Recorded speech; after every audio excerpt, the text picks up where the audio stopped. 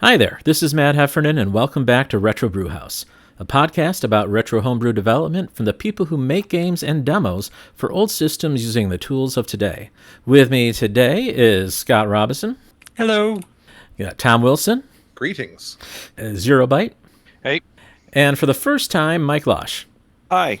Howdy, everybody.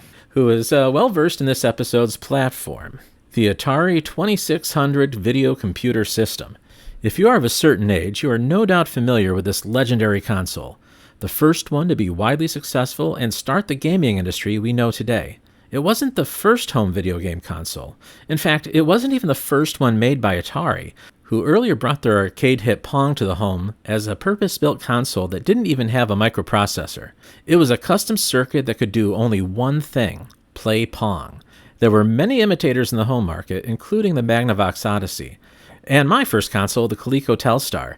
And as the 1970s wore on, the market became saturated with consoles that did nothing but bounce a little blip between a pair of paddles. At the same time, the microcomputer revolution was happening with 8-bit systems based on the Intel 8080 CPU and the even simpler MOS 6502, which saw use in the original Apple I computer and later the Apple II and the Commodore PET. While Atari was still making variations on Pong for the home market, Fairchild Semiconductor created the first home video game console that was based on a microprocessor and used ROM cartridges to have potentially unlimited number of games, a concept that was first developed by a now-forgotten company named Alpex Computer Corporation.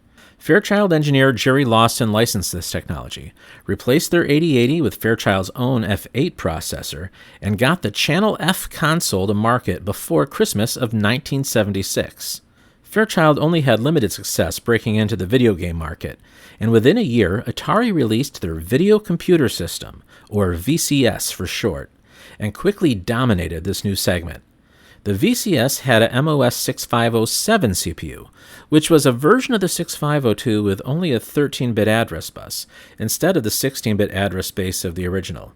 This didn't hold the VCS back very much, as it only had 128 bytes of RAM, and typical ROMs were only 2 kilobytes for launch titles like Combat, the original pack-in game.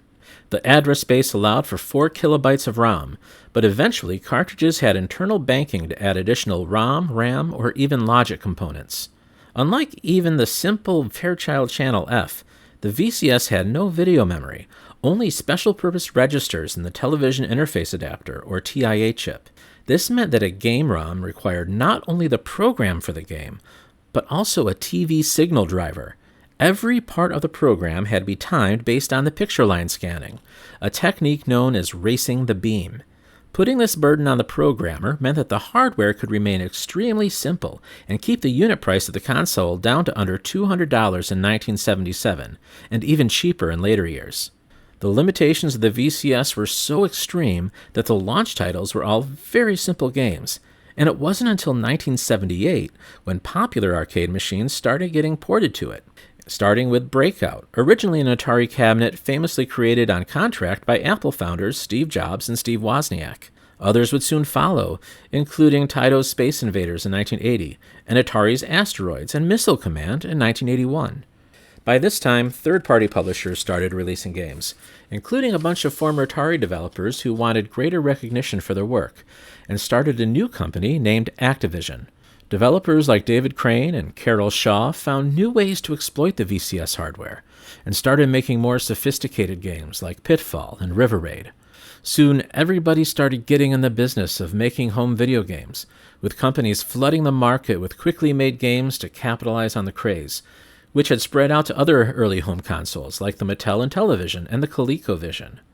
At the height of VCS's popularity in 1982, Atari released a follow-up console called the 5200, which was a slight modification of their existing 8-bit home computer line. The original VCS then became known by its previously obscure model number, 2600, and then Atari started publishing games for both systems simultaneously, in addition to their home computers. With third-party publishers also spread thin supporting all of these incompatible consoles and computers, quality inevitably started to slip, and even hotly anticipated properties like E.T. and Pac-Man were disappointments on the 2600, which continued to lead the market until it all stopped.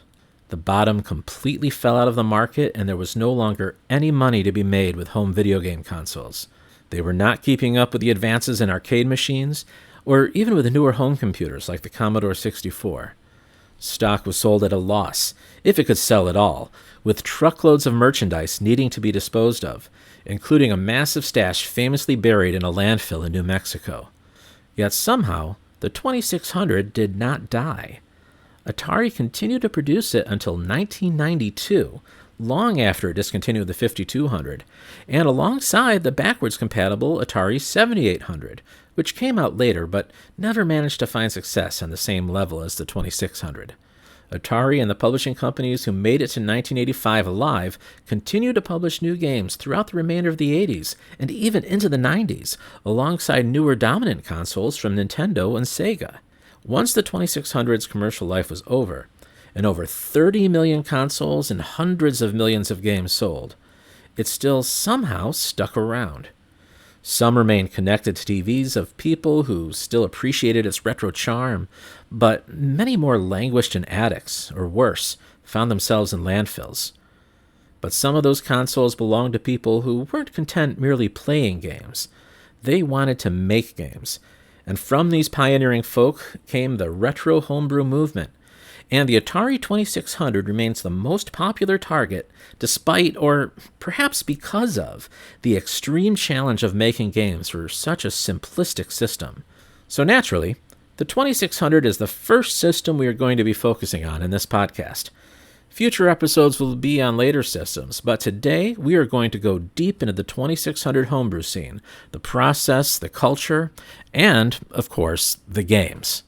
So, first topic we're going to have today is why the 2600? Why is it this platform, above all the others, why is this the one that gets the most attention, the most work done for it? And I think a good person to explain that might be the guy that runs a Twitch channel. His name is James O'Brien, and his channel is named Zero Page Homebrew. And I had the opportunity to ask him a couple questions, and he answered me live on his stream about why did this happen, and what's the deal?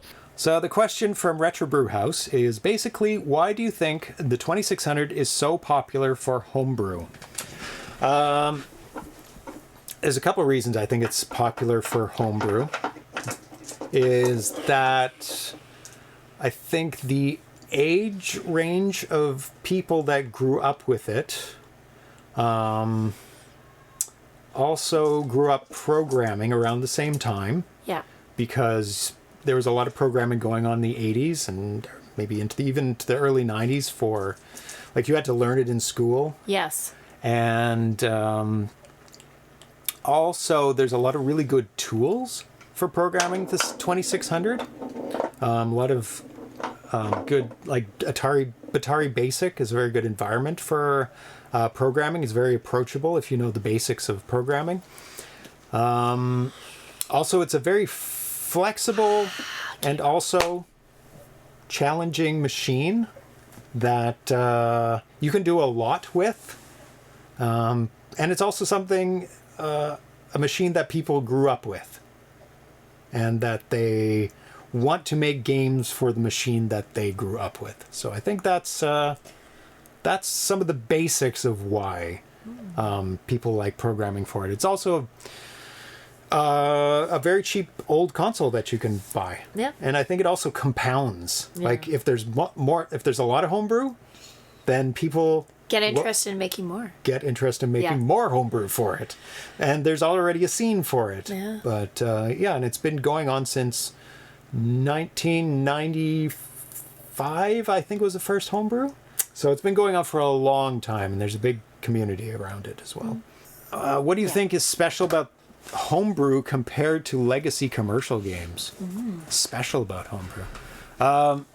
What I think is special about homebrew is that a lot of Homebrew either fills in gaps in the library of a game system people really love, like arcade games that were never made for it, Yeah. and people like, it's like, oh, I wish that arcade game came to the 2600 or 7800 or whatever game system that they're developing for. Yeah. So they're able to make the game that they never had, or be able to create a game that's in their head that they've always wanted to somebody else to make, but now they have the opportunity to make for Homebrew. And that's what really is about special about Homebrew. And you can also interact with the developers if you're part of the Homebrew community. And you can directly ask questions. Like, case in point, we're playing games by a person who is in the chat Yeah. Yeah. of the while Of we're the show. streaming. Yeah. And that's often the case with Zero Page Homebrew, is that the developers are in the chat and can answer the questions. So there's a community there Yeah. that you can actually even make suggestions while the game's being made, and you can see your suggestion go into the game. So it's a very hands-on kind of community. And I think that's what makes it really appealing. And especially the 2600 and 7800 and the whole Atari realm. It's very approachable and very friendly. And everybody's just wants to have awesome games to play. And everybody contributes to it by either playing them or developing them or streaming the games. So I think that's what is really special about Homebrew. Commercial games, they were out forever, and they've been talked to death about. But the Homebrew is brand new. There's brand new ones coming out all the time. And that's what's special about Homebrew. Like 2600 games coming out now for a system that's 45 years old. That's crazy. Yeah. So I definitely want to thank James here, and if you want to see his streams, he has the old episodes are playing on YouTube. They're also on demand on Twitch, but just go ahead and follow him on Twitch. Of course, following on Twitch is free, and look for Zero Page Homebrew, and you'll be able to see him play all sorts of Atari games. He focuses on the 2600 and the 7800, but sometimes he throws in a few other things, but it's generally Atari. And I think the really cool thing, and how I first became aware of this Twitch stream, was that I had created or started working on a game for the 2600 based on Alice in Wonderland, and I had posted on Atari Age, which is the forum where all things Atari sort of coagulate now, and where the whole homebrew scene for the 2600 exists. And he actually came and found me and said, "Hey, can I show this on my stream?" And like I literally only had a couple levels on there. It's like, well, yeah, sure, go ahead and do it. And then he played it, and his wife, who joins him on the Twitch stream, Tanya, she was able to play it. She actually was playing it better than me. She was able to get the maximum score on the second level, which I hadn't been able to do yet at that point, which I found very interesting. But that was that's sort of what his stream is all about, is reaching out to the community and highlighting their games and showing the best of what's happening in Atari 26 Homebrew. And I think through that and through what he said, you can see why that's happening. And also, who has been fairly consistently featured on this stream is our new co-panelist here today, Mike Losh. Mike, could you tell us a bit about your background with the 2600? Why do you make homebrew games for the 2600? Well, Matt, like many people, 2600 was part of my childhood, and played it a lot with my family. We got one, wasn't initially right after it was released, but maybe 2 years later, 79, maybe 80, we got one for Christmas, and I've got a great picture of my father with myself and my two brothers, my two younger brothers. Just had opened the wrapping paper off the Atari VCS box. So that was the one that had the combat pack-in game, and we maybe got a couple more cartridges at that Christmas.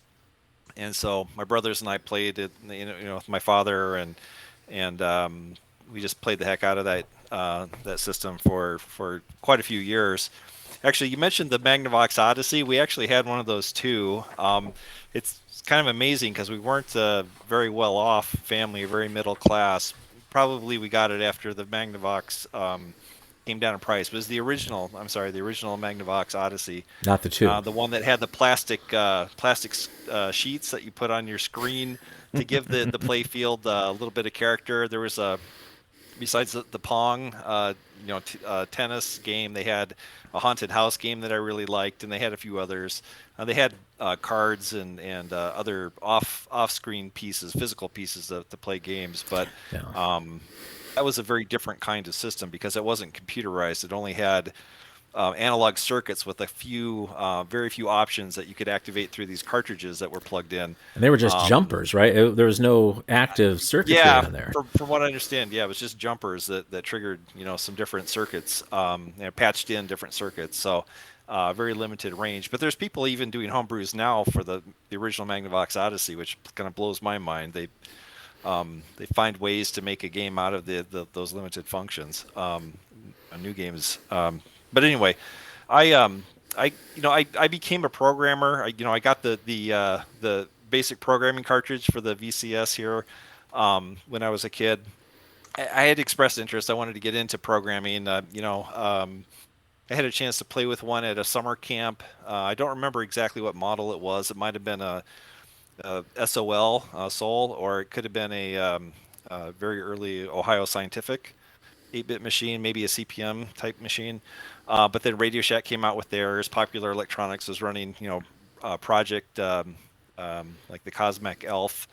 I wanted to build one, but I was only in elementary school, so I wasn't really ready to tackle, building something like that yet. Radio Shack came out with the TRS-80 original, and my parents got me the basic programming cartridge for the VCS, and I very quickly exhausted that. So after a while, I was able to get a TRS-80 color computer. It was for the family, but I probably used it 95% of the time. And after a couple of years, moved on to the Commodore 64. But we kept playing the Atari, and my mother had kept it. And when she needed to move out of the house, and um, clearing out the stuff from the house so it could be sold, I asked my two brothers now, who are middle aged like I am, whether they minded, and they said no. So I've got the VCS console here. I've got the original cartridges. I got some joysticks. I do have the original ones, I think, that came, but they're broken now. Those original joysticks were very notorious for breaking. So, but it's fun to be able to pull out these old cartridges and play them a little bit. Though I do enjoy the new homebrews. There's amazing stuff being done by developers now. I was inspired to learn how to program and get a career in programming. I became aware that people were starting to do homebrews, and I didn't realize probably at first how limited this original VCS hardware was. To keep the cost down and make it easy for them to manufacture it and sell it at a reasonable price, they really constrained the hardware. And so once I learned about that, it became very interesting for me to figure out, can I make an interesting game to play on this. And 5 years ago, I was playing on my phone the game 2048. And after I had a surgery, I was kind of laid up at home for a while, recuperating. So I decided to really get into it. And I used the online tutorials and things I found at Atari Age that you mentioned, and started learning how to do things really with this hardware. And to make it do anything is a struggle sometimes, but it's fun. It's great to see something come to life, and I can run it on this old hardware, and that's just kind of amazing. So, were there any particular games that you had seen that really inspired you to do that, or was it just being exposed to the whole scene there? I'm presumably on Atari Age. Is that where you came into seeing these homebrew games? I don't know if it was the very first thing I saw. I mean, once in a while, some online website would promote something like, hey, this person is doing this, and trying to bring this game to the Atari 2600, or they'd like have a little tutorial on how to write a 2600 game. But almost all of them would refer to Atari Age, so it very quickly became obvious that was the nexus of the community that kind of has grown up around this activity. And yeah, I could find great tutorials, references. People shared PDF files, right, of the original programming manual. All those things were, right there, as deep as you wanted to dig into it. And of course, there's a ton of sample code that people have posted. So, source code or binaries, it's easy to look at all these examples and start to learn from them. It's not the easiest thing in the world to read assembler if you look at the assembler listings, but and even less so if you're going directly from a binary ROM. But Yeah. there's great resources there, and some people that are very willing to explain things and help onboard somebody that's kind of new to the hobby. So yeah, it's just a great community. And then yeah, the Zero Page Homebrew show, of course. They they ended up playing my 2048 game before I realized it. I just found out later that they had played it. I gotten contacted by Arena Foot, I think, who writes books, like compiles the homebrew scene kind of into like an encyclopedic a series of books. And I said, yeah, go ahead and write it up. But yeah, I didn't realize that the Twitch stream, Zero Page Homebrew, had decided to play my game. I think they had a side by side of a couple different versions of it. And I didn't try to sell that, through the Atari Age store or anything. But then later I came up with a new game idea that I just wanted to do, so I got back into it. The 2048 was about 5 years ago, and then about 2 years ago, or year and a half, I started working on my current game project that's still a work in progress. And as you mentioned, that the amount of time people can do this as a labor of love, right, a passion project. They can work on it until they feel they got it right, and that's a luxury that the original commercial developers didn't have.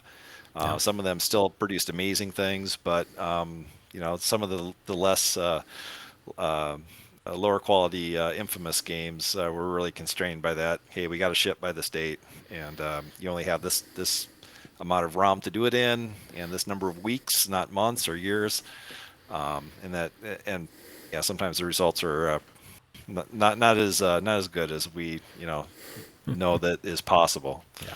Especially now, looking back and all the amazing things that have happened since then. Well, and I think that's the interesting thing too, is that a lot of those old games were created on very short schedules, some ridiculously short. Like the most famously, Howard Scott Warshaw only had like a month to get his ET game, because he had a very must ship for Christmas imperative set on him by Atari. So yeah. And it's a shame. It could have been so much better. And interesting thing was, he was actually handpicked by Steven Spielberg to make that game, because Spielberg liked his version of Raiders of the Lost Ark. That's and right. If you look back at them, you can see a lot of similarities between it. There's some obtuse things in Raiders of the Lost Ark, but it's a lot more polished. So that might be a look of what that game would have been like. But still, for Raiders, he probably didn't have more than a couple months to do it. He probably didn't have that, like, oh, it's got to ship by Christmas type thing, but he would have had a reasonable, oh, look at that, there it is. I had that one as well. I've not played that in years and years and years, though. And I think that's also the important thing, that we're used to the concept of a modern homebrew game being this labor of love for one person. But in the age of the 2600, it was very rare for more than one person to actually work on these games. That it was very often a single person that would create them. And and so like Howard Scott Warshaw made not just Raiders, but he made Yar's Revenge, all of these really great games, like some of the best games for the 2600. And but he was really constrained. And I think we're going to see some examples here later in the podcast of how when you take some of these same creators and then give them the opportunity to create something new, they can really expand on that. And the other issue that I think is very important is that these early games, these commercial games, they didn't just have the constraint of having to be developed in a profitable amount of time, that they also were made a long time ago. And the original hardware, as from the specs that I had mentioned in the monologue, it was meant to be like, well, okay, here's a system, and we can create something like Combat or like Pong if you want to do the paddles instead of the joysticks. But it was still just like, okay, either you have the paddle where it's this analog paddle and one fire button, or you have the joystick and there's just 4 contacts. It's like an 8-way joystick, so you can do 2 of those directions at once. But ultimately, I mean, you could rip that joystick off there and hit all 4 independently if you wanted to, and then just the one fire button. So it's a 5-bit digital input, and you'd have 2 of those, 1 player and 2 player, and then this extremely simple means of programming it where you didn't have video memory. So you had to race the beam. You had to set these registers just in time for everything to show up correctly. It wasn't obvious how to really make it do things other than these most basic kinds of games initially. Yeah, and David Crane actually in a conference on GDC, he said that was actually the Atari 2600's greatest strength, because when they made the hardware, they designed it to play Combat and Pong, and then if it could do anything beyond that, that was just amazing and extra. But those were the things they wanted it to do. And he said that because everything was under control of the CPU meant that their imagination was the limit. And so that's how they could make, experimental ideas. And, the whole idea for Pitfall was just he wanted to make a running man. That was the whole impetus. And then one day he sat down with a piece of paper and said, where's he running? On a path. Where's the path? In a jungle. Why is he running? To get treasure. Okay, and what's in the way? Some obstacles. And then that's where Pitfall came from.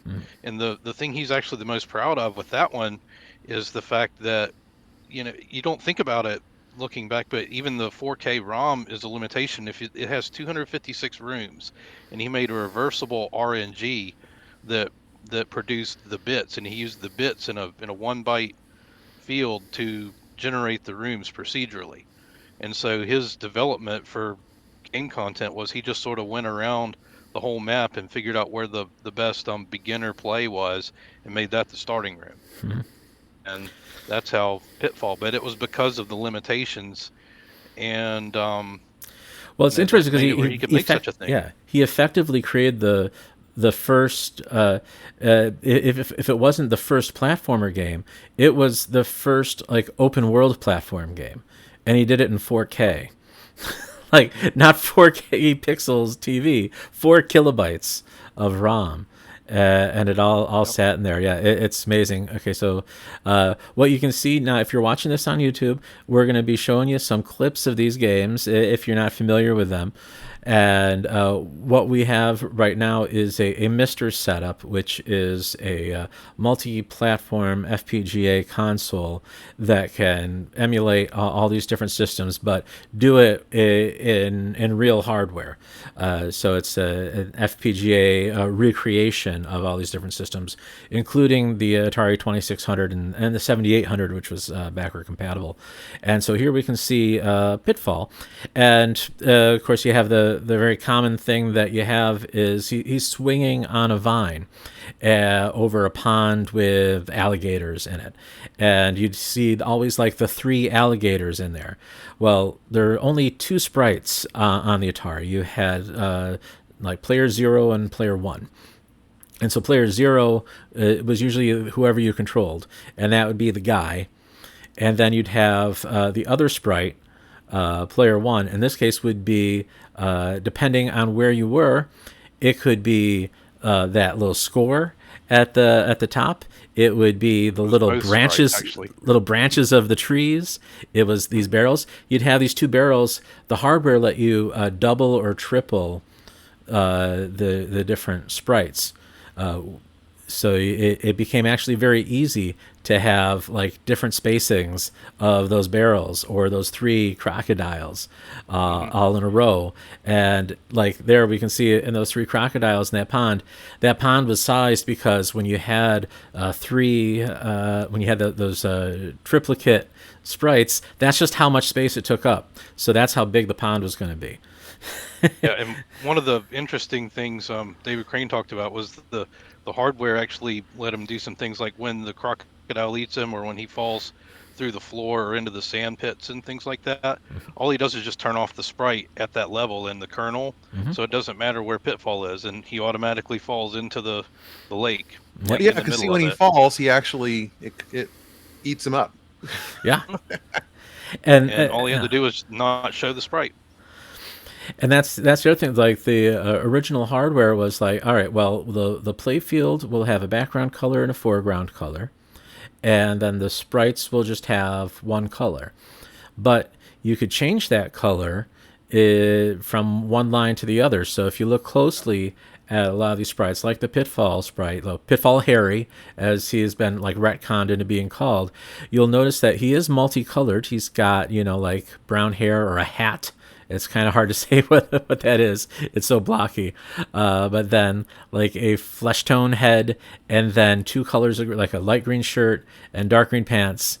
But it's all in levels. So what you don't have are 2 different colors on the same scan line. So as long as you could do it, and I did the same thing when I did Alice, where I would have the blonde hair and then the blue and white dress, and just try to make it in a way that it looks fairly reasonable.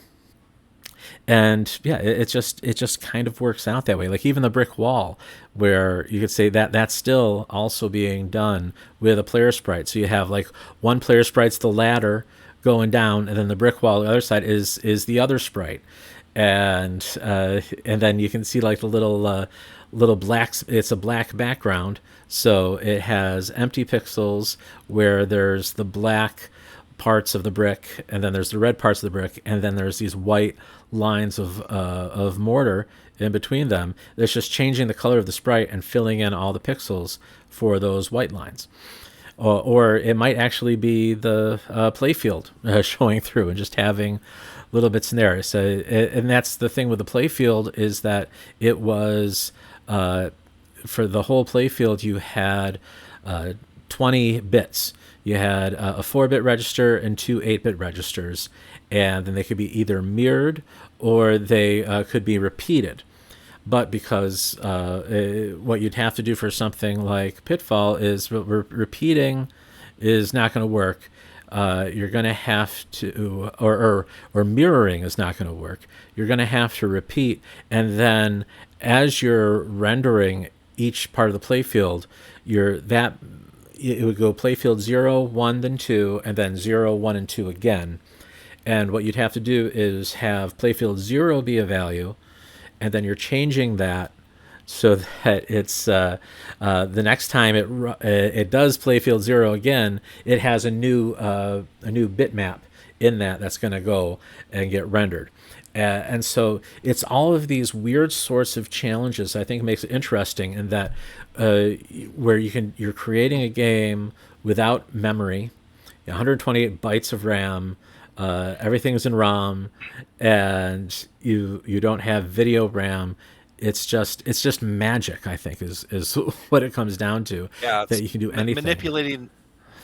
I think if you add up all the bits, the 20 playfield bits, the 2 8-bit sprites, there's the 2 missiles that are single bit and a ball, so you've got these 1-bit sprites, sort of. And then there's a few bits to control the duplication and reflection of a sprite. There's only something like 40 bits that you really have direct control over, Yeah. and everything else is done by making these changes, and that's where that racing the beam term comes from. You have to make the change early enough that by the time that the CRT scan beam scan line gets to that point, the changes are there and they can take effect. And sometimes there's limitations on how quickly the change actually carries through the electronics to be ready to be output.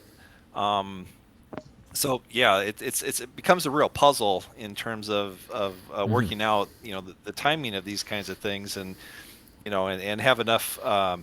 You do have some memory to help you keep track of things and count. Maybe you have a counter, and after you get past a certain point in the count, then that it's time to turn your sprite on, and based on that count, maybe you change the color of the sprite as you were mentioning, or you change the content to make the shape appear the way you want. But it's that's like how they had Go to ahead. draw the scores, is they would typically do triple sprites and then interleave them like that, and then as soon as the scan line got past the first 2 digits, they'd change the sprite content, so the next 2 digits and Yeah, so so you forth. could have like six digits of score instead of just Like what 2. chess did that was innovative was, you'll notice that the pieces are every other scan line, and the reason they did that was so the pieces are on opposite scan lines, so they could get more sprites per row of the That's clever. screen. And if you really care, I never noticed it before, but yeah, the pixels of some of the sprites are on the same row as the off pixels on the other. And Yeah. but I think Yeah, if you look closely, you can see that. Of course, the CRT was a bit blurry, so they were taking advantage of some of the characteristics of the actual cathode ray Which tube. chess game were we talking about? The original Atari like the one, chess. the box has just a chessboard on it. Yeah, Either that or video have some chess. robot dude like doing this or something. Yeah, Yeah. it might as well have been a white box with just the word chess on it. Yeah. Well, yeah, because I But, don't see. I mean, I don't see chess, but it might be called like Atari chess or. I think it's just Atari chess, but it was the Yep, original. I have it. Yeah, it was just the original game, and of course, like a lot of these Atari games, they had beautiful box art. But then, ultimately, Maze Spray's box art really caught my attention as a kid, but the game was like, not that great.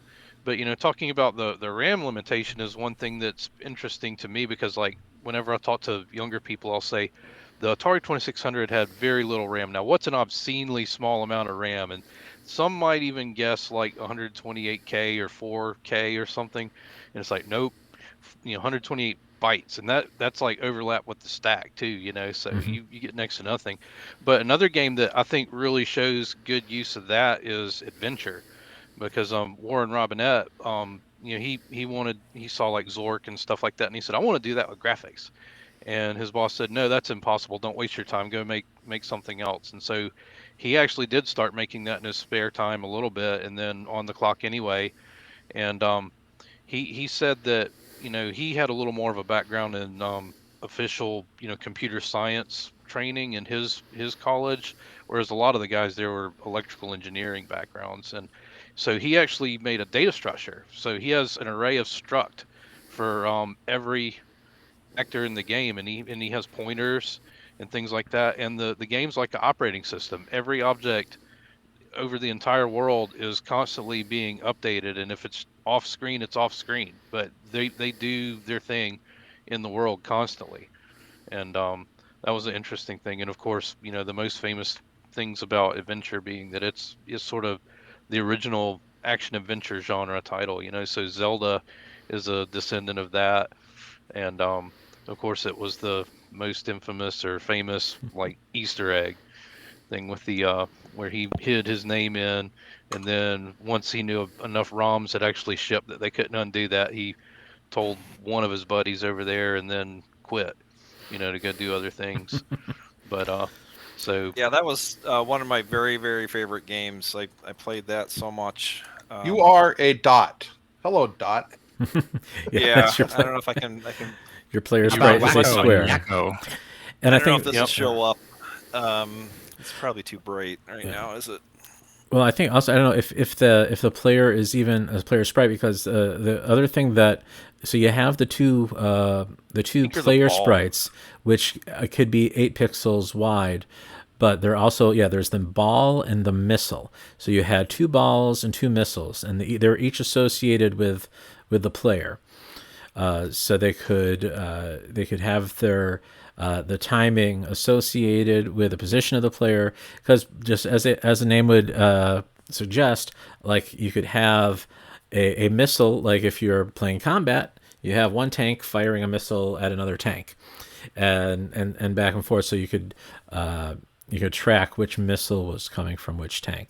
And then the ball, there'd be a couple balls, and so like the original Pong was like you're just hitting a ball back and forth, and a ball is always going to be square, but the ball could be like in a different position from scan line to scan line. That's like how the Pitfall Vine was done. It was just a ball that was where the at the bottom end was swinging back and forth, and the top end not quite as much. So you'd have the whole swinging happening. And I think with just adventure, move the ball on every scan line. So I think that's the thing with adventure. Is like here you have a square carrying a key around, and so I think like the key is the player. Actually, the actual player sprite is the key, and then the player avatar is really the ball for the player. Well, what's interesting is you mentioned the whole playfield thing. Look at the dot, or the ball is always the color of the Walls. of the positive area on the playfield. So yeah, I think it's just I don't know if that's it's just coming actually a through right now. playfield piece. Yeah, it's blue in the blue maze. It's green in the green wall. You The know, ball man, is could in be hardware playfield. has to be the same color as the playfield pixels. Yep. Okay, what is this? Okay, so then maybe it is playfield, and then they're just drawing. Okay, Like the keys being magnetically. Oh, it's a magnet. okay, yeah. So I think if you look at the And- ball, it's always going to be in that sort of 8-pixel, or the 4-pixel space. It's never going to be in between. So yeah, I think you're right. I think it is. It's Great. it is a playfield pixel. And the A stack of other playfield pixels. big innovation for it was like, he was originally trying to do an inventory management, and that got to be a space limitation. So that's how he came up with the idea that just you carry the one thing, and it made it simple. Yeah. And so, you run into something, you pick it up. And again, that's where limitations drove creativity. And then when he showed that it really did work, they made a game out of it. And There's the magnet. Makes the key.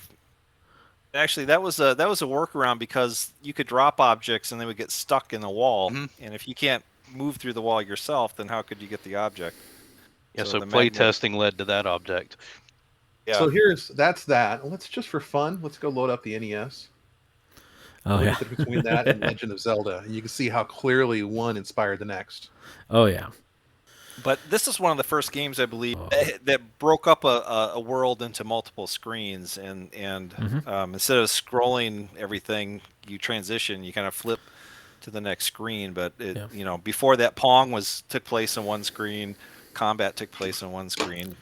Well, I think it was based. Um, It was sort of based on the original mainframe adventure game, but instead of being text-based, you could actually visualize it. And I think that's also the interesting thing is that, of course, your average household in America did not have access to a computer in the late 70s, unless you like maybe had a teletype at home, and you could then have a modem connection to a mainframe because you happen to work in a place that would have such a thing, like a university. That otherwise, most people would have no contact at all with any sort of computing device, and wouldn't have had an opportunity to play a game like Adventure. But then you have the 2600 comes out, and this is really the first type of computing that anybody would have had in their home, the first actual microprocessor to cross their door, outside of, say, like a calculator. Like maybe they had a fancy calculator that had a microprocessor and not just a custom calculator IC. But it was a real computer. You couldn't do much other than play games with it, but it was still the first computer for a whole lot of people, and especially, I think, generationally. So if you're sort of in that first half of Generation X, where you were born, between 63 and like 1970, if you were born in that era, this is the console. This is what home video gaming became. You would have remembered the Pong type consoles before that, but when this came out, this is what it all started. And anything that sort of comes after that, like the Nintendo Entertainment System, or even like the ColecoVision, even going back a little earlier, these are the newer game consoles. The original is this. I call the ColecoVision the Neo Geo of Gen 2. See, My friend had one, and that conceptually, this is very similar to Adventure, isn't it? Yeah, why mess with a good thing? Yeah, even Miyamoto knew. It's like, well, I already have a template. I just got to make it the best one I can make for this new platform. Here it is, and here's the sword. There's your sword. The one. Look, and you have at the top. You got two things up here. You got your sword and whatever the B button is. So in this case, I had the sword on A. And at least, hey, now you have two fire buttons on the Nintendo. Yeah, and I think that two half buttons.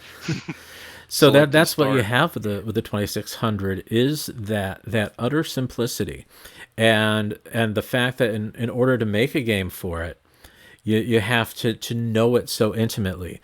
And we've talked before about the Commander X16 being a system that's knowable, and so trying to create a new version of that has some of the more niceties of modern computing. And that's what the 2600 is. It's so simple that not only can you understand it, you have to understand it all. But it's so simple. It's not a hard thing to do to understand it. But the challenge then becomes in trying to make as good a thing as possible for it. And I think that should segue into our discussion of how does one actually go about making a game. Now, if you had the 2600 back in the day, you might have had this thing called basic programming, which was a cartridge that you plugged into the 2600, and it came with a weird little keyboard-like controller. That it wasn't a proper keyboard, but it let you write BASIC, like you would on, say, if you had gotten a Commodore PET, which came out around the same time, you could have programmed BASIC. See, there it is. Mike's got it. But I have the keypad too in the basement. I didn't have it ready to go tonight. It's so limited. I exhausted it within a few weeks, I think, of what I could do with it. But because if you had the PET, you'd have had a 16K computer, 16K of RAM, and you could have written a fairly sophisticated program in BASIC for that. And it would have demystified that computer a bit for you. You'd understand how things work, maybe even getting to the poking and the peeking of the different registers on there, and be able to play with a lot more. But yeah, on the 2600, it was dependent. The program had to sit in RAM, and you only have 128 bytes of RAM, and plus you need to run the interpreter. So like how many lines of actual basic code could you even have in that program? About as I haven't tried to do anything with it lately, but as I remember, it was about 8. Yeah. So like 10 lines, maybe. You're not going to really make a game out of that. It was like 11, maybe. Yeah. Probably depending on the complexity of each line. But yeah, you're not going to make a game like that. And so you had, I think, the real mystery of, well, how do you make a game for this? Because obviously it's not with this stupid basic programming cartridge. So somebody knows how to do things. And of course now we understand that they did it in assembly language. They had some sort of cross-assembly system where they were probably on like a CPM workstation or a mini computer or something, and they were able to to write their assembly code and assemble it on there, and then be able to have ROMs that they could run on some sort of test system. And what we sort of fast forward to now in our modern times is we have these emulators like Stella that runs on any sort of computer platform, and we have all these different assemblers, runs on all these different platforms. A lot of them are open source, and so the meat and potatoes still remains the same, of being able to write assembly code and then build it and run it. But now it sort of gets that whole process nice and expedited by being able to do it within emulation before you actually get it on real hardware. And I think the really interesting thing of what has actually driven it even more, because obviously there's a learning curve to that. There's a learning curve to being able to do assembly language development. Even on the 6502, which is so simple, and it's like this beautiful little Zen poetry version of assembly language. But the what actually came out was this thing called Batari Basic, Batari with a B. And it's a compiled BASIC that you can actually make an Atari 2600 game on, and it compiles to machine code, and it sort of simplifies things. You can't do all the fun little tricks that you can do in assembly language, but it makes it just a lot more accessible. And I think that's where we see a lot of these homebrew games coming from, is doing this compiled BASIC. Now, Mike, have you ever played with Batari Basic? Have you ever tried making anything with that? No, I haven't. I wanted the old school approach, using an assembler and a text editor, assembling it, loading it into, I do use Stella, and Stella is fantastic. It's got a fantastic debug mode that shows you things visually. You can inspect all your 128 bytes of RAM. You can inspect the registers at any split second of time. Every cycle you can single step things. Mm-hmm. So that's the way I wanted to go, is to kind of recreate a lot of the process that the original programmers went through, except with the the improved debugger. Because to do what Stella does now, you'd have to have tens or maybe $100,000s of dollars worth of like logic analyzers and specialized equipment back in the late 70s or early 80s. And I think they use things like probably like PDP mini computers to host some of their tools that they did use. A lot they did with just graph paper, right? And just thinking about it and trying it and then iterating a lot. And of course I iterate a zillion times too, but I want to do that. I didn't try Batari. It's something I might like to try at some point. And I've heard that probably most of the homebrew games that are sold in the Atari Age store are actually Batari Age. Yeah. Batari Basic implementations. I think they support the fancier cartridges now that have the coprocessor. Mm-hmm. Some cartridges have a I use this for testing too. It's a cartridge that allows you to wait. Do I have it upside down? Yeah. This Harmony. Oh yeah. And then you can just have an SD card, right? You plug that in. You can load this up with probably a couple hundred ROMs easily, and pretty much all probably. The ROMs. Yeah, I mean that's the thing, is that these ROMs are so small, especially these the first generation. A lot of them are just like 2K. Yeah. And even the fancier ones are like maybe 32K at the most. So if and they're small enough that they're not even worth zipping, so you can just have like hundreds, like literally all the like nearly 1,000 commercially released games for the Atari 2600. And you could just have them on one SD card. My HC ROM archive, which has got everything organized by both alphabet and company, is 11 megabytes, and that I believe that's like essentially every released Atari game. Yeah. And the single file, this SD card's got multiple gigabytes. There's no way I could fill this up. The limitation is probably on how much can you scroll through when you plug Yeah. this in? You have to select the game that you want to play. There probably is some limitations in that in terms of how many entries they'll show you. But yeah, no, we have amazing tools. It makes it fun. It takes away some of the limitations we had back then. But you can be as old school retro as you want with some of these things. Yeah. Like if you have a RetroPie set up and you can run Stella through that, and then you get like that whole sort of, iPod-like catalog of everything, just sort of scrolling up there, and you can search Yeah. through it. It's amazing. But anyway, but getting back to like the actual process.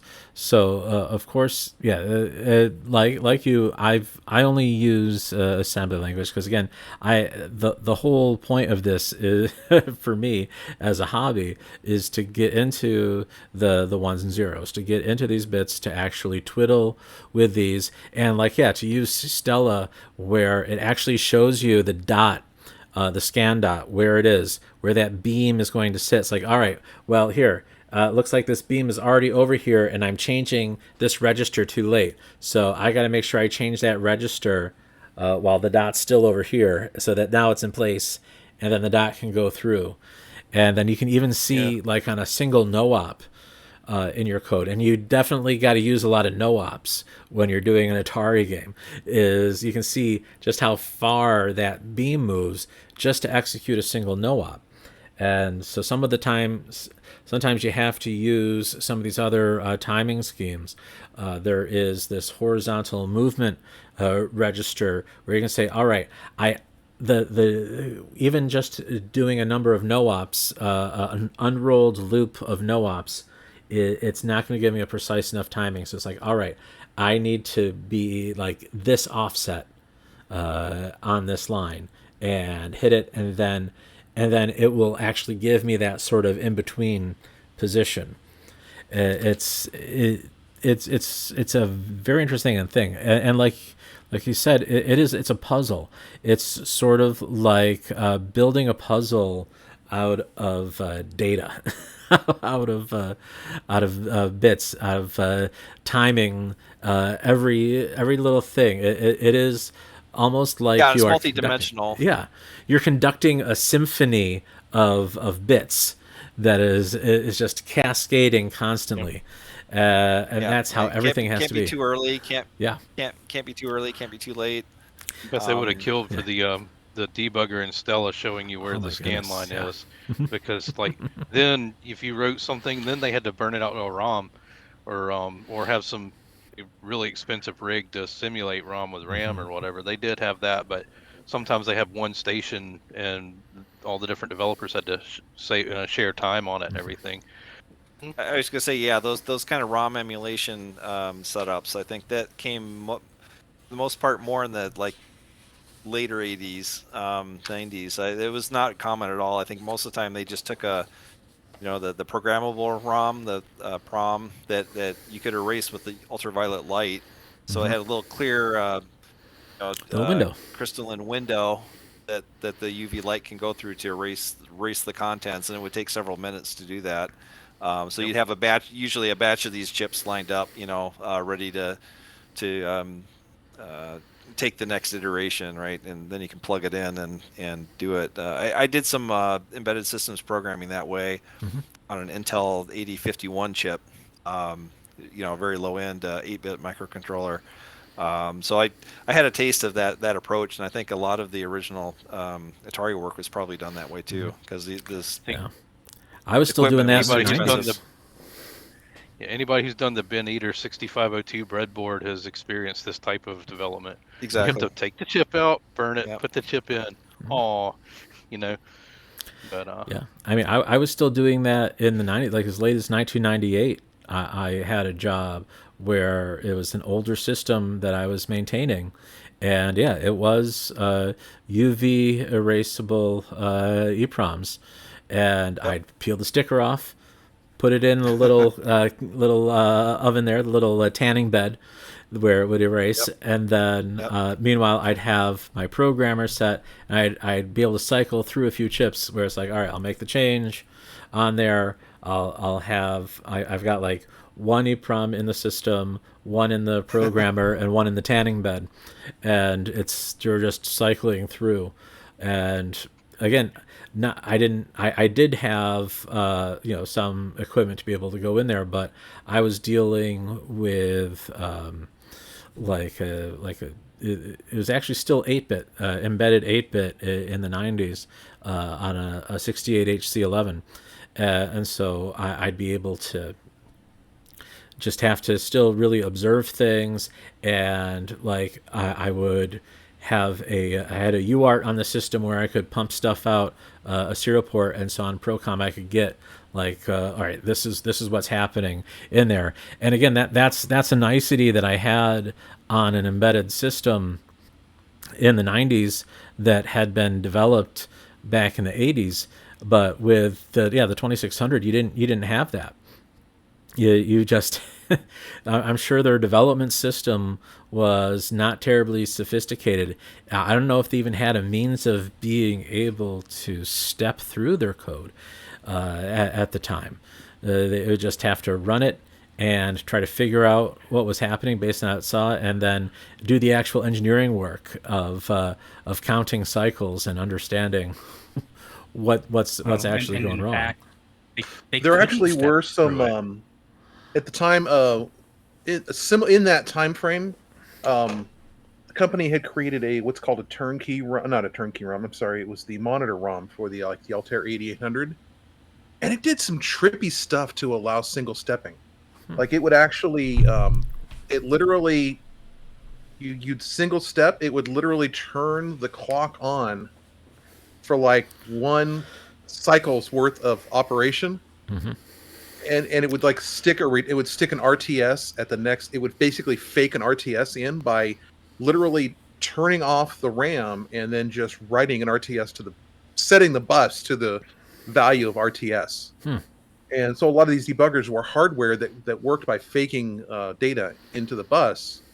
It didn't modify RAM or ROM. It just literally took the bus over and just put the value in there and returned it. And then when you do an RTS, of course, or one of the RTI, return from interrupt, right? When you do a return from interrupt, it dumps a bunch of stuff to the stack. So then your monitor actually goes and inspects the stack to see what all that data was. Just like when you...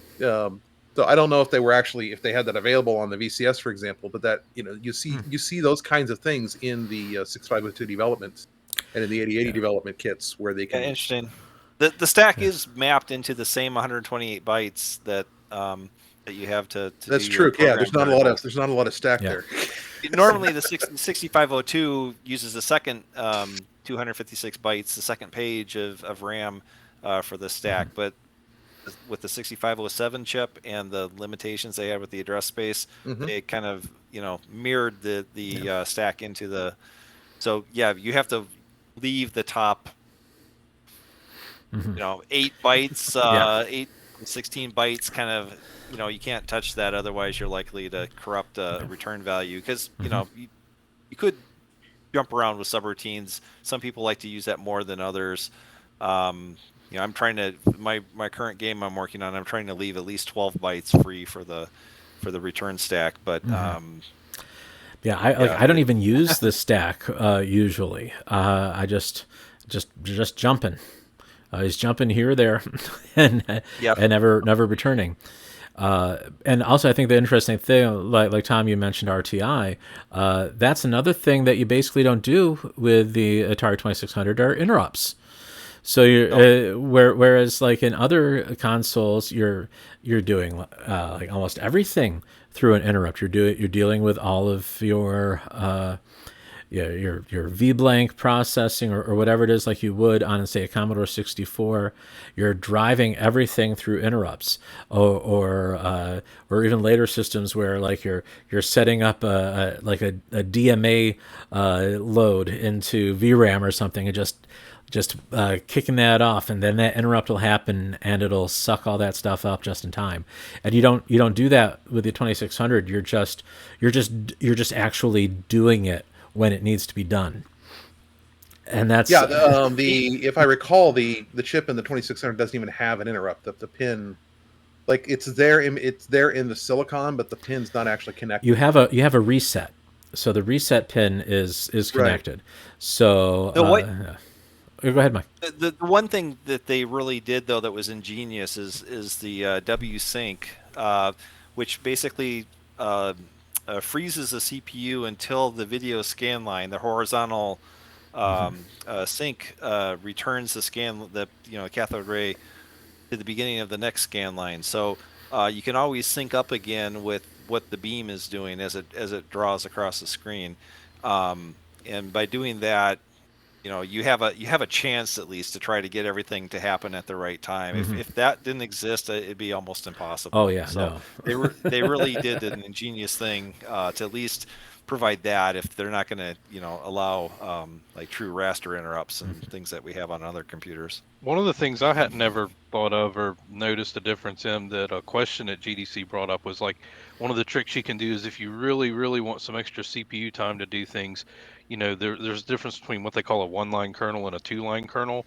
Is sometimes the game would just double the number of scan lines you use per pixel, and that would be a two-line kernel. So you kind of would get everything set up the first time and then use the next scan line to pre-compute things, and then that way you had a whole scan line's worth of time to do things. So if you're getting started programming, that might be a way to steal some clock cycles back from the display Yeah, kernel. and there's another feature built into the TIA chip, the television interface adapter chip, to support that thing in particular. They can delay the output of one of the player sprites by one scan line. So you can set one of them up on one scan line, and then you finish. You draw or find the bits for the second player on the second scan line, but you only see the result of the first one on that same scan line. So things line up better in that case. It's called V delay, and allows you to more easily implement that kind of two-line kernel and have it look right, have the right effect visually.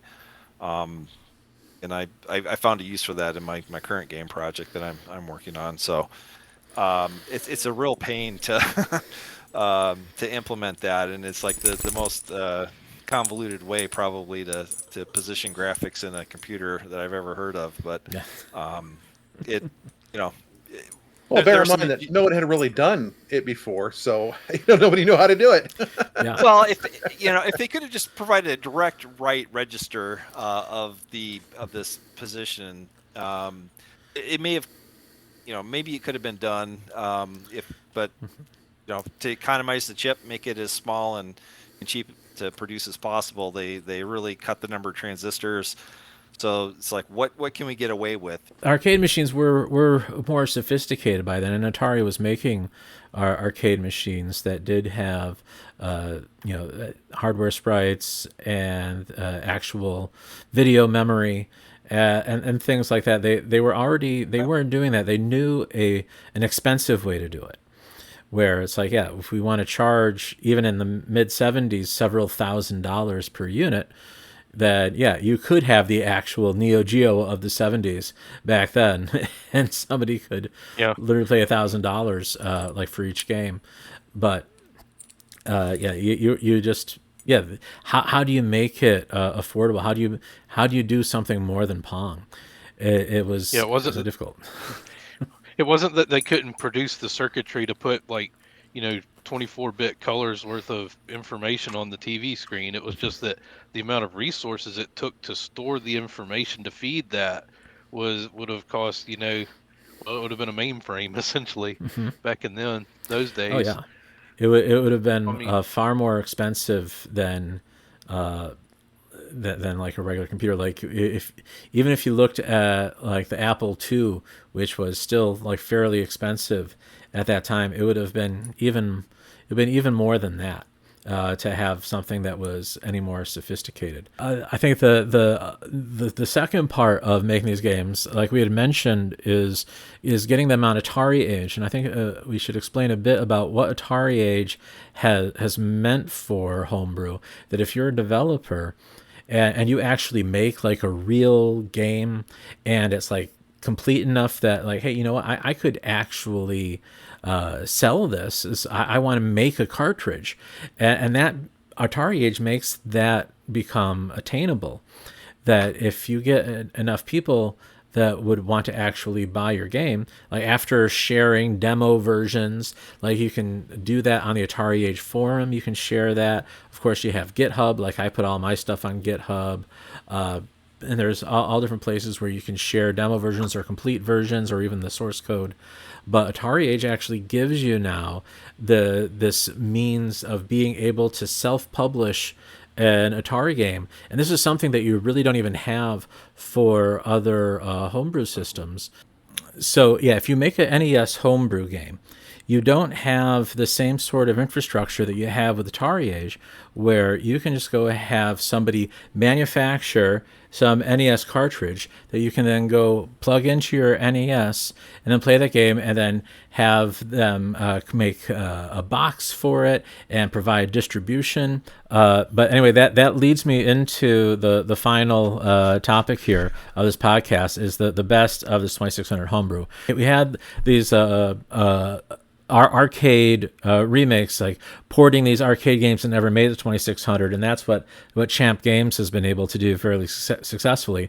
But then you're getting interesting people coming into this, like Ed Fries, who was on the original Xbox product team, one of the lead guys on that, and he personally made a version of Halo that runs on the Atari 2600. And it's effectively a third person shooter. It's not a whole lot to it, but it is like as official as you can get Halo. This is like a person who was a Microsoft employee, and he sort of just created this more of as a laugh, but he really did it. And it's about as official as you can get.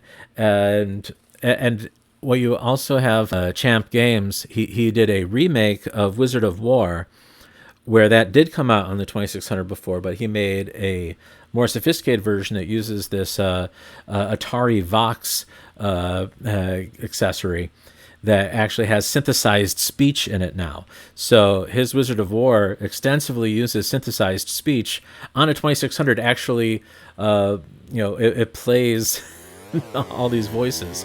You will never leave our alive. It's pretty astounding that you're getting the 2600 to cue little sound clips to play through that. Has anybody made Qbert for it yet? Yes. Well, yeah. Yeah, actually, I was showing it earlier. And so there's new versions of Qbert. There's all of these. Some of the best homebrew games are they're familiar games that people are going to want to play, and they're able to release these commercially. They kind of step on a few intellectual property toes, but they're able to get these games out to the public. And the ones that aren't too copyright scary are actually getting sold on Atari Age, and then they're uploading it to there. They got the label on the cartridge and the box art, and it's just like getting a game back in the day, except it's the game that you had wished you could have gotten for the 2600 back then. It's really cool. Yeah, because back then Arcade Fidelity was the killer app for home games, and I remember always being sad when my favorite stages wouldn't be in a home port or something. Well, the Space Invaders was like a mega hit for Atari 2600, based on how popular it was in the arcades, and it's different, but it's close enough that you still get a good game on your home system. Mm-hmm. Yeah, here you can see. Was this the Doom? This is the Doom demo. Yeah. Oh, yeah. It looks terrible. It looks terrible because the my capture device doesn't handle deinterlacing well at all. But no, it would look much better on a real CRT, and that's how. And even a lot of the games from back in the day, and especially Champ Games, they try to get a lot of sprites in there. By basically each field, you're only seeing one of them. And of course, that plays interlacing tricks that don't work on some things like a video capture. but when you see it in on a real screen, it looks really good. And I think the next the next real interesting thing that's happened now with Homebrew and in this pro brew arena are these old original developers like David Crane we had talked about, who made Pitfall. Well, he's made a new game for the Atari 2600 called Circus Convoy, and I'm going to show a little clip of that. And it's a fairly simple game, but it looks really nice. And it's David Crane himself that made it with Gary Kitchen. And Gary, of course, he made the original Donkey Kong port for the 2600, along with a bunch of other games. And then Gary's brother Dan also worked for Activision and under David Crane, and made the 2600 port of Ghostbusters, whereas Gary made the version for the Commodore 64. And so these three guys, the Kitchen Brothers and David Crane, have created a new company called Audacity Games, and it is all about making new commercial releases for retro consoles, specifically for the 2600. And it's the guys that made some of the best games back then, making new games today with all the stuff that they've learned, and doing it for the fun of it, creating games where they get to set the schedule. They're in complete control, even more so than they were at Activision, and be able to really create something cool. So yeah, there's Gary Kitchen's Donkey Kong. It was again a very popular one. But then once the NES came out, and you could see what Nintendo could actually create for Donkey Kong. That was when the 2600 started going away in the commercial sector. But as we can see, there's a lot. Have any of you guys? I know, Mike, you've probably played a bunch of these homebrew games. Are there any in particular that you think stand out among the best? Yeah, I was going to show you. The one that I did buy from Atari Age store is this Ninja guy. It's a platformer, kind of action puzzle. The little ninja character that you control has to jump through all these, traps, and it's really well done though. It's fast paced. You go through many different screens, and the developer is also, his day job is graphic design. He's such an awesome pixel artist. He gets more out of those 8-bit sprites than just about anybody else today, I think. But there are other just truly amazing people creating games now. So new faces like this guy's Vladimir Zuniga from, I think, Brazil, if I'm not mistaken. And then some of the older the famous ones that you mentioned. And one interesting thing too is because they know they're catering to in large part an older audience that has a little bit more disposable income perhaps now to spend on games. They're getting very creative with the packaging and the pack-in extras, right? I got the box for this. It came with the box and a printed manual, a nice printed manual. But some of them come with the posters, or maybe a T-shirt, or other fun things, right? Just to kind of add to the overall experience of buying the game. That it's not just the game that you're buying. It's several different kinds of paraphernalia that kind of make it a more collectible kind of thing. So. If that kind of if you enjoy getting these extra bonus items, then there's some really interesting creative packages now you can get. And I think that Circus Convoy one did offer some bonus items like that too. At least that was an option when you bought it. Yeah, they've got more games coming out. You have Dan Kitchen has a game coming out called Casey's Gold, which is looks like it's going to be a revision of his earlier game.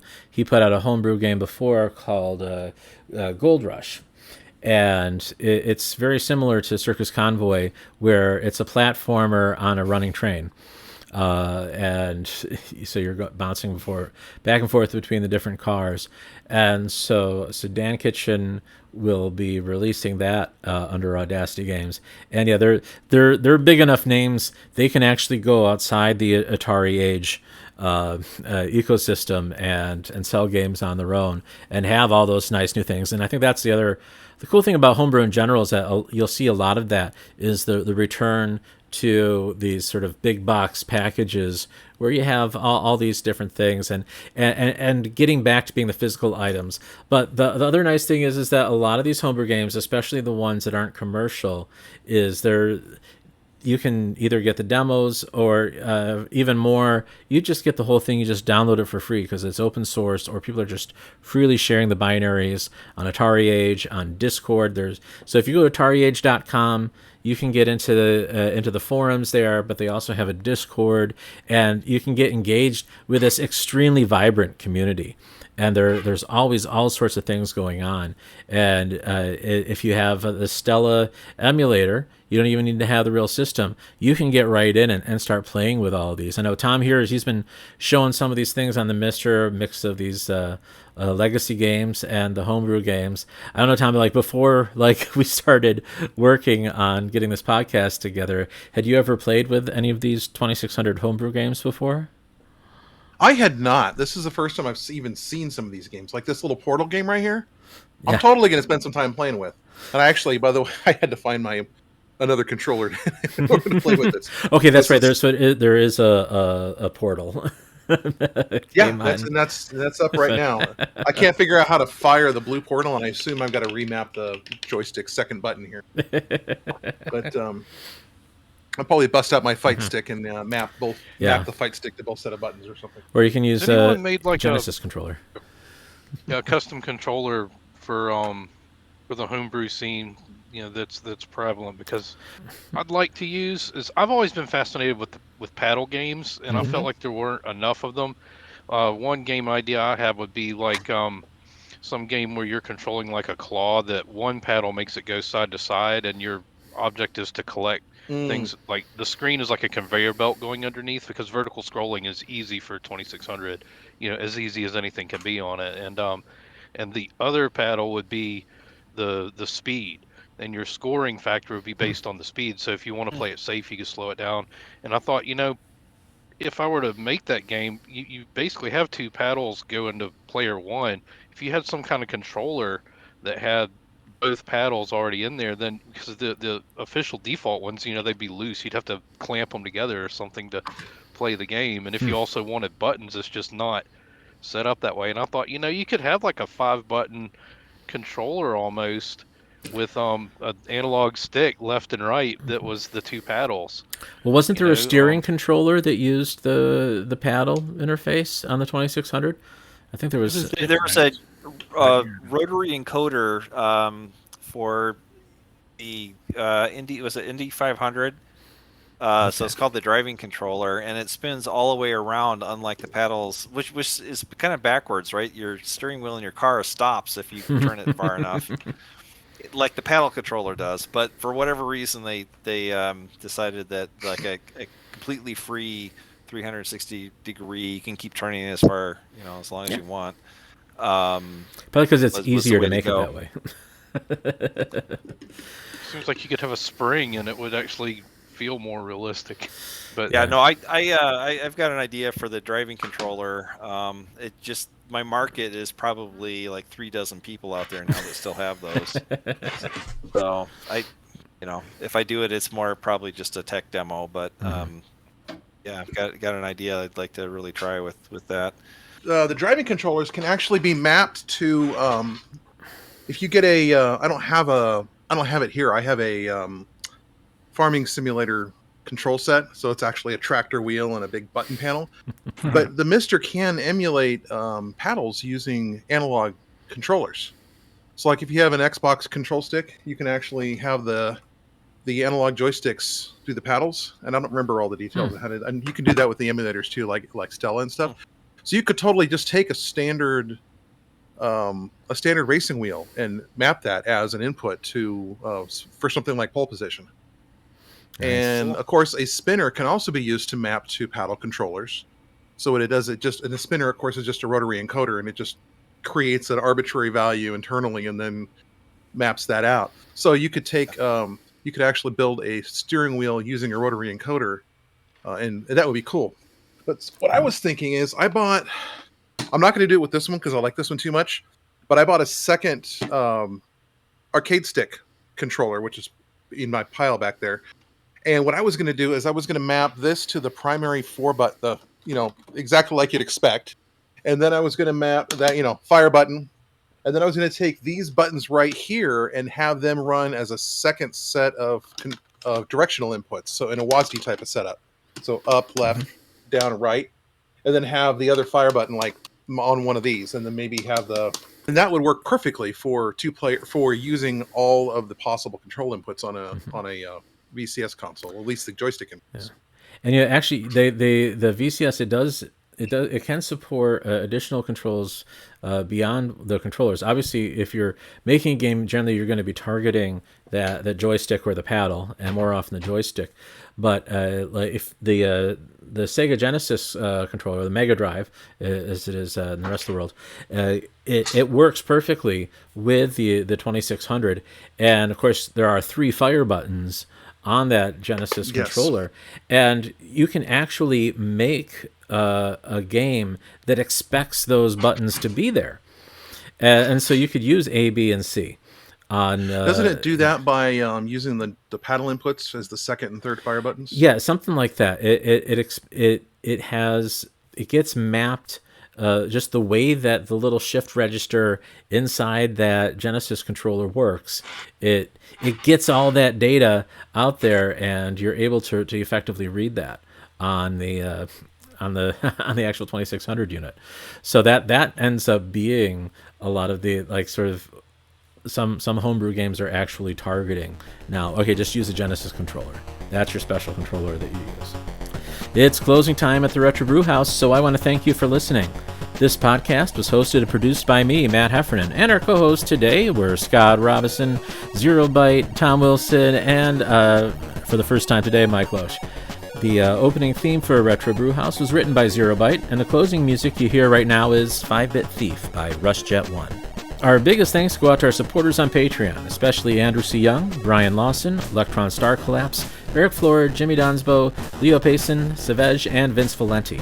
If you want to support this podcast, you can join our Patreon community at patreon.com/SlyVMatt. Or you can visit our webpage at www.retrobrewhouse.com and get links to Patreon and all our social media profiles, as well as links for subscribing to our podcast on your favorite app. This has been episode 2 of Retro Brewhouse, a podcast from Slivy Games. We'll be back again soon with more of the latest developments on obsolete technology. Until then, bye-bye.